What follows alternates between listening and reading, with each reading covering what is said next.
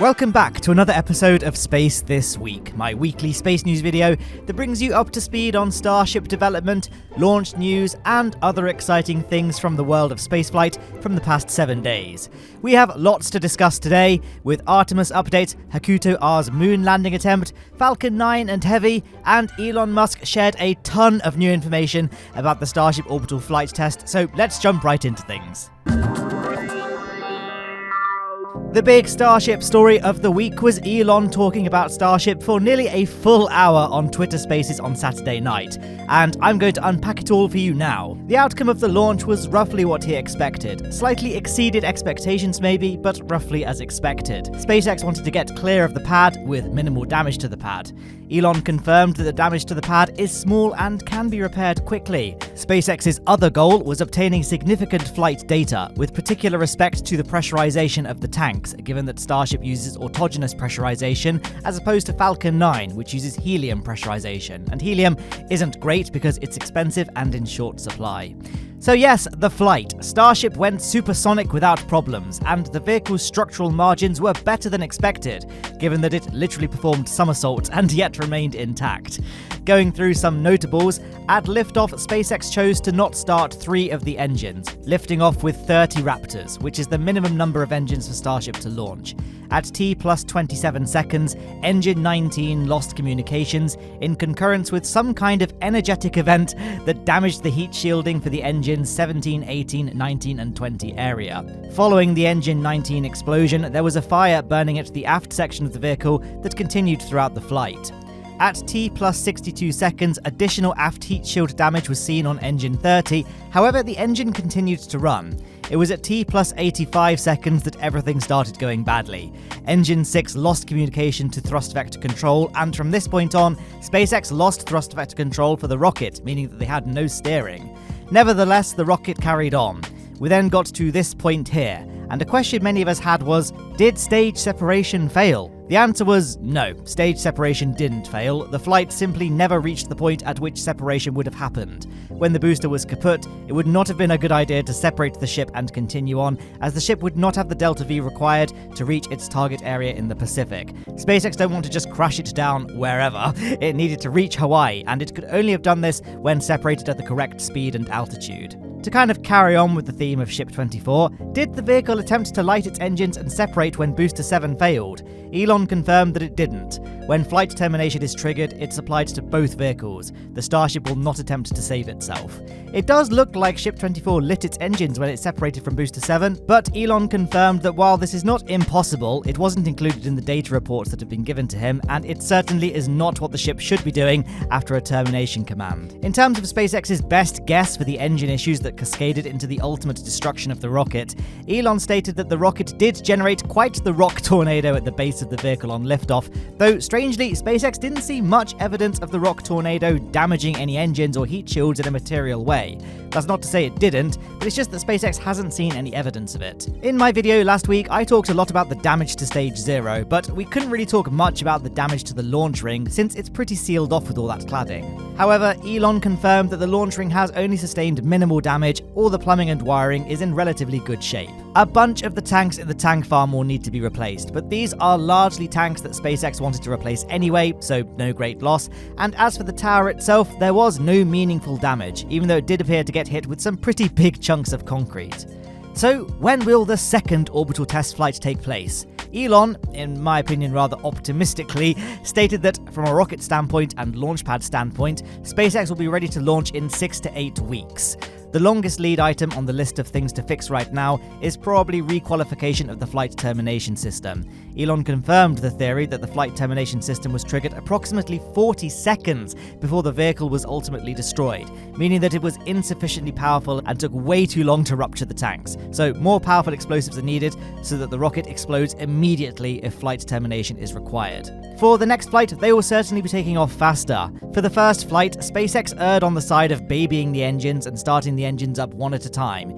The engines of Booster 7 were built over a long period of time, so each engine is a rather unique item, whereas the engines on Booster 9 are much newer and more consistent, with significant reliability improvements over Booster 7, so we should see a much more robust engine situation with Booster 9. For the Booster 7 launch, it was approximately 5 seconds between ignition and the vehicle lifting off. For the next flight, SpaceX are aiming for around half this time. Booster 9 has a lot of other things going for it that mean it's less likely to fail like Booster 7 did. The force and heat shields on Booster 9 are much better, as they weren't retrofitted like they were with Booster 7, they were designed in, so they are much stouter. Elon's hope with future flights is that they don't experience things like the Engine 19 issue with Booster 7, where a single engine failure ended up taking out multiple engines, and they want to avoid having a single point of failure that can destroy the rocket's steering capability. Not losing thrust vector control is a huge goal for Flight 2.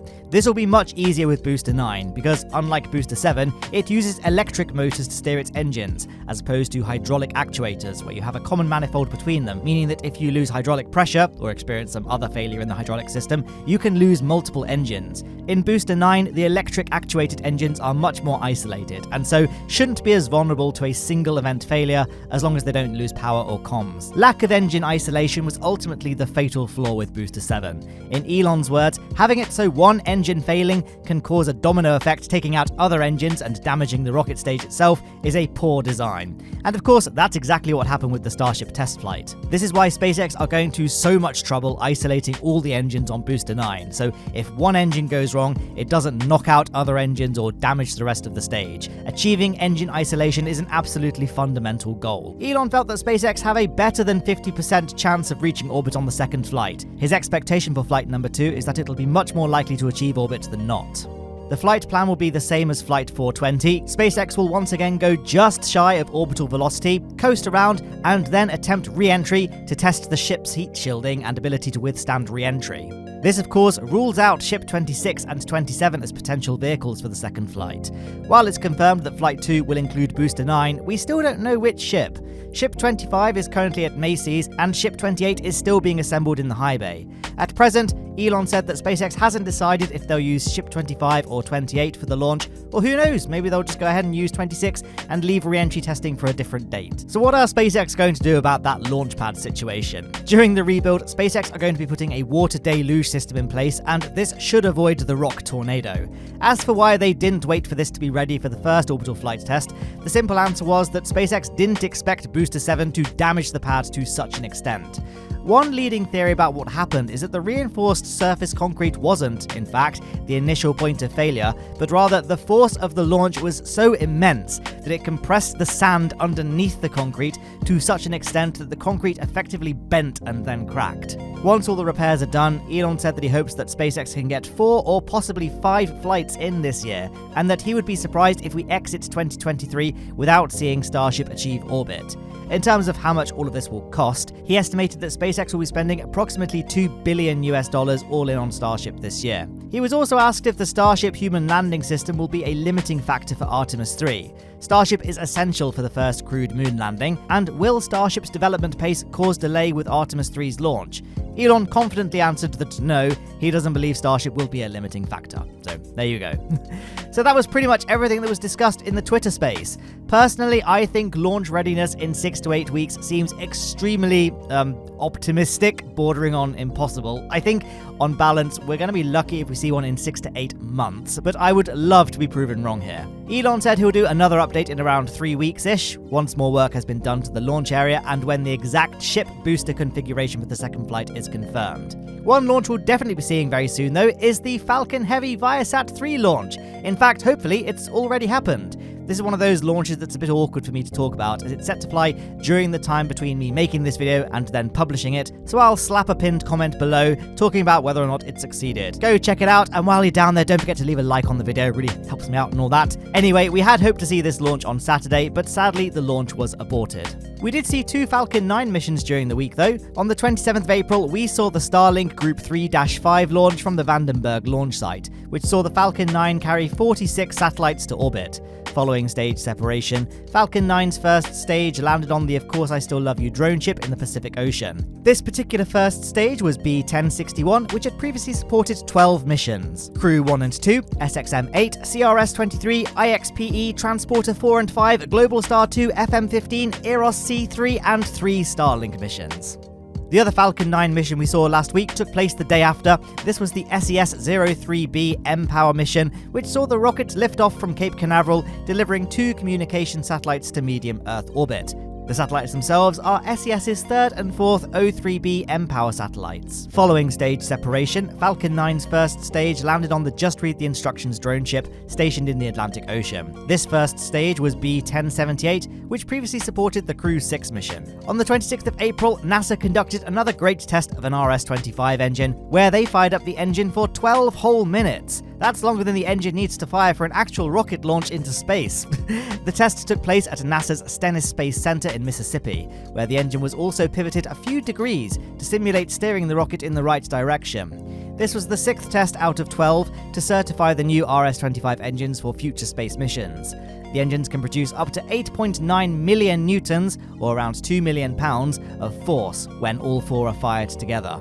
Also on the 26th of April, we all excitedly waited for the Hakuto-R Mission 1's lunar lander to touch down on the moon's surface. However, communication between the lander and Mission Control Center was lost, indicating loss of the spacecraft.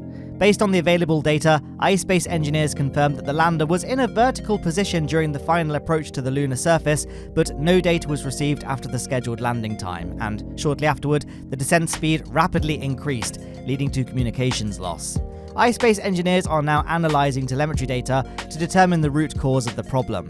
Despite the failed landing, the mission has achieved several of its objectives, with the Mission Control Center acquiring valuable data and experience that can help future missions. iSpace plans to use the data and know-how acquired during the operation to improve the technological maturity of Mission 2 in 2024 and Mission 3 in 2025. The president of the Japan Aerospace Exploration Agency, Hiroshi Yamakawa, expressed his pride in iSpace's challenge, saying that they will continue to analyze the data and use it as a foundation for future missions.